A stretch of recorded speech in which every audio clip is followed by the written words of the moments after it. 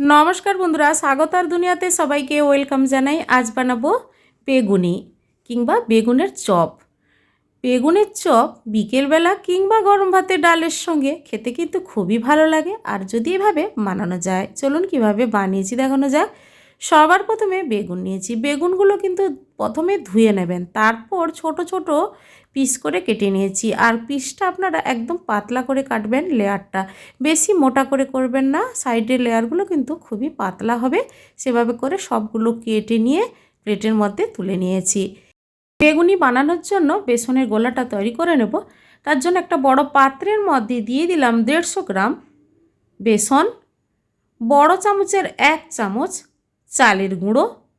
প্রথমে বেসনের সঙ্গে চালের গুঁড়ো চামচের সাহায্যে ভালোভাবে মিশিয়ে নেব। মিশিয়ে নেওয়ার পর দিয়ে দিচ্ছি হলুদ গুঁড়ো, ঝাল লঙ্কার গুঁড়ো 1 টেবিল স্পুন, কাশ্মীরি লঙ্কার গুঁড়ো 1/2 টেবিল স্পুন, সামান্য কালো জিরে আর অল্প পরিমাণ জোয়ান হাতের সাহায্যে এভাবে ঘষে দিয়ে দিচ্ছি, তাহলে বেগুনির টেস্ট দারুণ আসে। এবার আবারও চামচের সাহায্যে সমস্ত উপকরণ ভালোভাবে মাখিয়ে নেব। তারপর অল্প অল্প করে জল দিয়ে বেসনের ব্যাটারটা তৈরি করে নেব।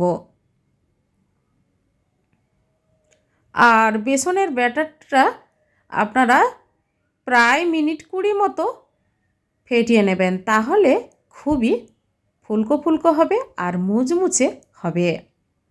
আমি প্রায় মিনিট 20 মতো টাইম দিয়ে ভালোভাবে ফেটিয়ে নিলাম। এরপর দিয়ে দিলাম পরিমাণ মতো লবণ। লবণ দেওয়ার পর আবারও ব্যাটারের সঙ্গে ভালোভাবে মিশিয়ে নিলাম। এরপর 1 টেবিল স্পুন গরম রিফাইন তেল। ব্যাস তৈরি হয়ে গেল বেসনের ব্যাটার।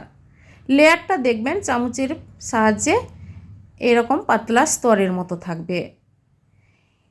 আগে থেকে রিফাইন তেল গরম করতে দিয়েছিলাম। গ্যাসের ফ্লেমটা মিডিয়াম করে সবগুলো বেগুনি বেসনের গলায় ডুবিয়ে ভেজে নেব। গ্যাসের ফ্লেম হাই করবেন না, মিডিয়াম ফ্লেমে রাখবেন। তারপর উল্টে পাল্টে ভেজে নেবেন। যে কোনো অনুষ্ঠান বাড়িতে কিংবা দুপুরবেলা গরম ভাতে ডালের সঙ্গে কিংবা বিকেলবেলা মুড়ির সঙ্গে খেতে কিন্তু বেশ ভালো লাগে।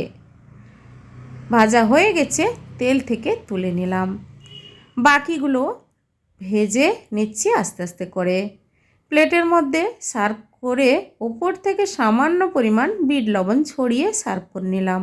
বন্ধুরা, কেমন হয়েছে রেসিপিটি কমেন্ট করে জানাবেন। আর আমার চ্যানেলটি বন্ধুরা অবশ্যই সাবস্ক্রাইব করে নেবেন। সবাই ভালো থাকুন।